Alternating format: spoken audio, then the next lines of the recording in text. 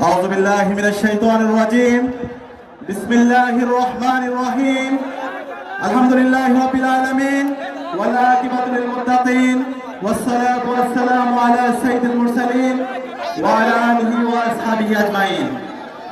কাহালু নন্দীগ্রাম ছাত্র যুব সমাবেশে উপস্থিত কাহালু নন্দীগ্রাম বগুড়া 4 আসনের বাংলাদেশ জামাত ইসলামের মনোনীত প্রার্থী, বাংলাদেশের ছাত্র সমাজের অন্যতম আইকন, আমাদের সকলের বড় ভাই মোস্তফা ফয়সাল পারভেজ, উপস্থিত বাংলাদেশ ইসলামী ছাত্র শিবিরের কেন্দ্রীয় সভাপতি ছাত্রনেতা জাহাঙ্গীর ইসলাম, উপস্থিত বগুড়ার বিভিন্ন পর্যায়ের নেতৃবৃন্দ, উপস্থিত বিপ্লবী ছাত্র জনতা, আসসালামু আলাইকুম ওয়া রাহমাতুল্লাহি ওয়া বারাকাতুহু। আমরা আল্লাহ পাক সুবহানাহু ওয়া তাআলার শুকরিয়া জ্ঞাপন করছি, যার অশেষ মেহেরবানিতে ফেসিবাদ মুক্ত বাংলাদেশে আজকের ঐতিহাসিক ছাত্র যুব সমাজে উপস্থিত হতে পেরেছে, আলহামদুলিল্লাহ। একই সাথে শ্রদ্ধার সাথে স্মরণ করছি আজাদী আন্দোলনের সকল শহীদদের, বিশেষ করে ক্যাম্পাসের শহীদ আব্দুল মালেক থেকে শুরু করে ফেসিবাদী আমলের সকল শহীদদের, জুলাই বিপ্লবের সকল শহীদদের, যাদের আত্মত্যাগের মাধ্যমে আজকে আমরা ফেসিবাদ মুক্ত বাংলাদেশ পেয়েছি। এবং একই সাথে দোয়া করছি সকল গাজী ভাই বোনদের জন্য, যাদের অঙ্গহানির মাধ্যমে, গাজী হওয়ার মাধ্যমে আজকে আমরা নতুন বাংলাদেশ পেয়েছি। সংগ্রামী উপস্থিতি, আজকে আমি যে ভূখণ্ডে দাঁড়িয়ে কথা বলছি, এই ভূখণ্ড বিগত ফেসিবাদী আমলে সবচেয়ে বেশি নিপীড়নের শিকার ছিল। আজকে আমি যে ভূখণ্ডের মানুষের সামনে দাঁড়িয়ে কথা বলছি, ফেসিবাদী আমলে এই ভূখণ্ডের মানুষদেরকে তাদের পরিচয়ের কারণে বিভিন্নভাবে নির্যাতন নিষ্পেষণ করা হয়েছে। এই ভূখণ্ডের গত 54 বছরে মুক্তি আসে নাই। এই ভূখণ্ডের মানুষের অনেক সম্ভাবনা থাকার পরও সঠিক নেতৃত্ব না থাকার কারণে 54 বছরে যেভাবে এই ভূখণ্ডকে নতুনভাবে ঢেলে সাজানো দরকার ছিল, সেই ঢেলে সাজানোর জন্য কাঙ্ক্ষিত নেতৃত্ব আমরা দেখতে পারিনি। এই জুলাই বিপ্লবের মাধ্যমে আজকে আমাদের ঐতিহাসিক সুযোগ এসেছে।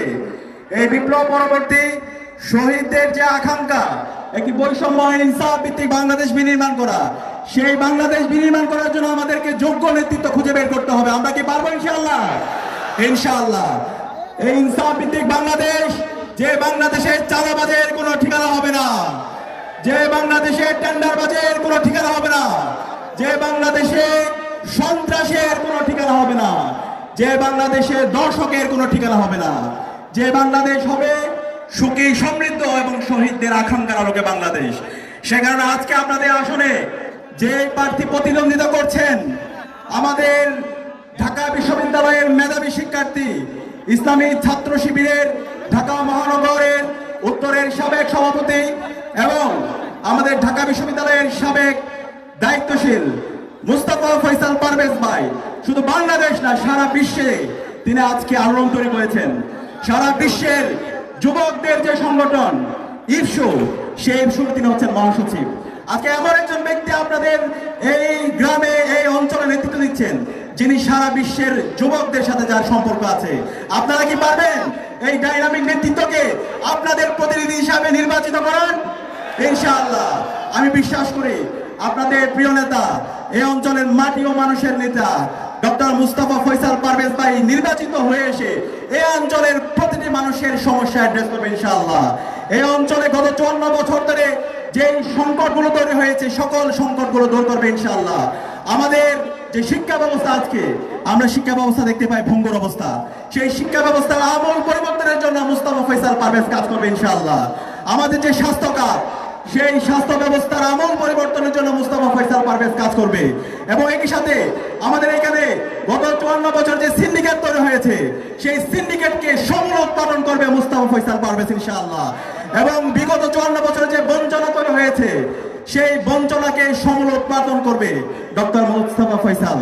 আপনারা কি পারবেন ফয়সাল ভাইয়ের সাথে থাকতে? ইনশাআল্লাহ, ইনশাআল্লাহ। ডক্টর মুস্তাফা ফয়সাল তিনি শুধুমাত্র আপনাদের এই অঞ্চলের নেতা না, তিনি সারা বাংলাদেশের নেতা। আমি আপনাদের থেকে দেখতে চাই, জানতে চাই, মুস্তাফা ফয়সাল পারভেজকে বাংলাদেশের যতগুলো আসন আছে, সবগুলো আসনের মধ্যে বড় ব্যবধানে আমরা বিজয় করে নিয়ে আসবো ইনশাআল্লাহ। আপনারা কি পারবেন? ইনশাআল্লাহ, ইনশাআল্লাহ। সম্মানিত উপস্থিতি, আমরা দেখতে পেয়েছি বিগত সময়ে যারা বাংলাদেশের রাজনীতি করে, তারা রাজনীতির নামে ব্যবসা করে, রাজনীতির নামে তারা হাজার হাজার কোটি টাকা এই দেশ থেকে লোপাট করেছে। যাদের সততা নাই, যাদের কথা এবং কাজের মধ্যে মিল নাই, কিন্তু আমি আপনাদেরকে কথা দিচ্ছি, ডক্টর মুস্তাফা ফয়সাল পারভেজ ভাই যেই কথা বলবেন সেই কথার উপর তিনি বাস্তবায়ন করে দেখাবেন ইনশাআল্লাহ। এই বিপ্লব পরবর্তী 1 বছর জুড়ে আপনাদের যত ধরনের প্রত্যাশা আকাঙ্ক্ষা মুস্তাফা ফয়সাল পারভেজ ভাই পূরণ করেছেন। নির্বাচিত হওয়ার আগে যদি তিনি এত কাজ করতে পারেন, তাহলে নির্বাচিত হওয়ার পরে কি করবেন আপনারা ধরে নেন। সুতরাং মুস্তাফা ফয়সাল পারভেজের হাতে আপনাদের কাহালা এবং নন্দীগ্রাম এই ভূখণ্ড নিরাপদ ইনশাআল্লাহ।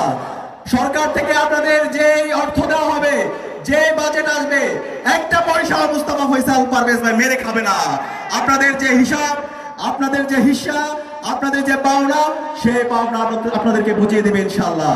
একই সাথে তার যে সারা বিশ্বব্যাপী তার যে নেটওয়ার্ক, তার যে কমিউনিকেশন, সেই কমিউনিকেশনের মাধ্যমে, তার ব্যক্তিগত ক্যাপাসিটির মাধ্যমে তিনি এই অঞ্চলকে সারা বাংলাদেশের একটা রোল মডেল হিসাবে তৈরি করবেন ইনশাআল্লাহ। আপনারা কি মুস্তাফা ফয়সাল পারভেজের সাথে থাকবেন ইনশাআল্লাহ? ইনশাআল্লাহ। আপনারা ইতিমধ্যে দেখতে পেয়েছেন বাংলাদেশের তরুণরা ইনসাফের পক্ষে নিয়েছে। বাংলাদেশের এখন পর্যন্ত ছাত্র সংসদ নির্বাচন হয়েছে। প্রতিটি ছাত্র সংসদ নির্বাচনে বাংলাদেশের তরুণ প্রজন্ম ইনসাফকে বেছে নিয়েছে। ঢাকা বিশ্ববিদ্যালয় কেন্দ্রীয় ছাত্র সংসদ ডাকসুতে ইনসাফের যারা প্রতিনিধি তারা বিজয়ী হয়েছে। জাহাঙ্গীরনগর বিশ্ববিদ্যালয় কেন্দ্রীয় ছাত্র সংসদ ডাকসুতে ইনসাফের প্রতিনিধিরা বিজয়ী হয়েছে। রাজশাহী বিশ্ববিদ্যালয় কেন্দ্রীয় ছাত্র সংসদ ডাকসুতে ইনসাফের প্রতিনিধিরা বিজয় হয়েছে। চট্টগ্রাম বিশ্ববিদ্যালয় কেন্দ্রীয় ছাত্র সংসদ ডাকসুতে ইনসাফের প্রতিনিধিরা বিজয় হয়েছে। একই সাথে আসন্ন যে নির্বাচন, সেই নির্বাচনে ইনসাফের প্রতিনিধিদেরকে বাংলাদেশের সর্বস্তরের মানুষরা তাদের যে হিস্সা, তাদের যে মুক্তি, তাদের যে অধিকার, সেটা আদায়ের জন্য ইনসাফের প্রতিনিধিদেরকে ভূমিদস বিজয়ের মাধ্যমে নির্বাচন করে এই অঞ্চলের মানুষের দীর্ঘদিনের যে আকাঙ্ক্ষা, সে আকাঙ্ক্ষা পূরণে তাদেরকে গ্রহণ করবে ইনশাআল্লাহ। আপনাদের কাছে আমি জানতে চাই, ইনসাফের যে প্রতীক, সেই প্রতীকটা কি? ইনসাফের প্রতীক কি? ইনসাফের প্রতীক কি? দাঁড়িপাল্লা। এই দেশের তরুণরা সিদ্ধান্ত নিয়েছে ইনসাফের প্রতীক দাঁড়িপাল্লাকে তারা গ্রহণ করবে। তারুণ্যের প্রথম ভোট, তারুণ্যের প্রথম ভোট, তারুণ্যের প্রথম ভোট দাঁড়িপাল্লার পক্ষ হোক ইনশাআল্লাহ। আমরা ইতিমধ্যে দেখতে পেয়েছি বাংলাদেশে যে 4টি ছাত্র সংসদ নির্বাচন হয়েছে, বিশ্ববিদ্যালয়গুলোতে আজকে চাঁদাবাজের কোনো ঠিকানা নাই, টেন্ডারবাজের কোনো ঠিকানা নাই, সন্ত্রাসের কোনো ঠিকানা নাই, ফাওকার কোনো রাজনীতি নাই, ভাইয়ের পিছনে রাজনীতির কোনো ঠিকানা নাই। প্রতিটি ক্যাম্পাসে আজকে শিক্ষার পরিবেশ নিশ্চিত হয়েছে। আমরা বিশ্বাস করি বাংলাদেশের প্রত্যেকটি জায়গায় বাংলাদেশের যে অপার সম্ভাবনা আছে, সেই সম্ভাবনাকে কাজে লাগানোর জন্য ইনসাফের প্রতিনিধিদেরকে আসন্ন নির্বাচনে বাংলাদেশের সর্বস্তরের মানুষরা তাদের মুক্তির জন্য ইনসাফের প্রতিনিধিদেরকে নির্বাচিত করার মাধ্যমে এই অঞ্চলের দীর্ঘদিনের যে আকাঙ্ক্ষা, শহীদদের যে আকাঙ্ক্ষা, একটি সুখী সমৃদ্ধ বাংলাদেশ বিনির্মাণ করার জন্য ইনসাফের প্রতিনিধিদেরকে বিজয় করবো। আপনারা কি পারবেন ইনশাআল্লাহ? ইনশাআল্লাহ। একই সাথে আমরা বিগত ফেসিবাদী আমলে আমরা দেখতে পেয়েছি আমাদের যারা অন্যান্য ধর্মাবলম্বী যারা আছে, তাদের মধ্যে আমাদের একটা বিভাজন তৈরি করে রাখার চেষ্টা করা হয়েছে। এই স্বাধীন বাংলাদেশে আমাদের মধ্যে কোনো ধরনের বিভাজন চলবে না। আমার এই অঞ্চলে যারা হিন্দুরা আছে, আমার এখানে যারা চাকমা, মারমা, ত্রিপুরা, রাখাইন আছে, সবাই আমরা একসাথে একটি সুখী সমৃদ্ধ বাংলাদেশ বিনির্মাণের জন্য আমরা কাজ করব। এই বাংলাদেশ হাজার বছর ধরে সাম্প্রদায়িক সম্প্রীতির অনন্য নজির স্থাপন করেছে। সুতরাং বিগত ফেসিবাদী আমলে যেভাবে আমাদেরকে বিভাজনের রাজনীতি করা হয়েছে, সেই রাজনীতি এখন চলবে না। আমাদের ইনসাফের প্রতিনিধিরা নির্বাচিত হয়ে এসে এই অঞ্চলে আমার অন্যান্য ধর্মাবলম্বী যারা আছে তাদের অধিকার নিশ্চিত সবার আগে হবে ইনশাআল্লাহ। একই সাথে আমার মা বোনদের নিরাপত্তা, আমরা বিগত ফেসিবাদে আমরা দেখতে পেয়েছি আমার মা বোনদের উপর বিভিন্ন ধরনের জুলুম নির্যাতন করা হয়েছে। ইসলাম চর্চা করার কারণে, কোরআন তালিম করার কারণে আমার মা বোনদের উপর নির্যাতন করা হয়েছে, তাদেরকে জঙ্গি বলে চালিয়ে দেওয়া হয়েছে। এই নতুন বাংলাদেশে ইসলাম চর্চার কারণে কাউকে জুলুম বরদাস্ত করা হবে না।